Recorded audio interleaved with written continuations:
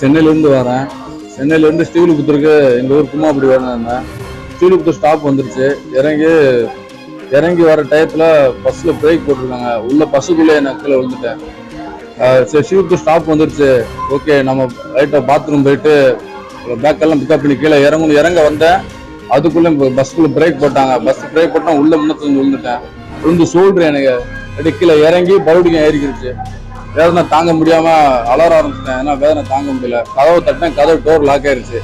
அந்த நேரம் பக்கத்துல அக்கம் மக்கள்லாம் ஹெல்ப் பண்ணி டோரை இரும்பு கம்பி வச்சு எடுத்துட்டாங்க.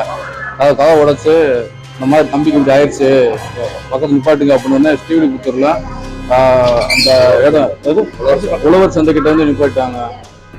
உழவர் சந்தைகிட்ட வண்டி நிப்பாட்டி ஷார்ட்டை என்ன வேதனை தாங்க முடியல, வெளியே போட்டுங்க அப்படின்ட்டாங்க. இப்போதான் வேதனை ரொம்ப கொடுமையா இருக்கு. ஓரளவுக்கு டாக்டர் சரியாரும் ஃபீல் பண்ணாங்க. சொல்லிட்டாங்க. கம்ப்ளைண்ட் பண்ணியிருக்கேன். இப்போ ஸ்ரீவில்லிபுத்தூர் அரசு மருத்துவமனையில் இருக்கேன்.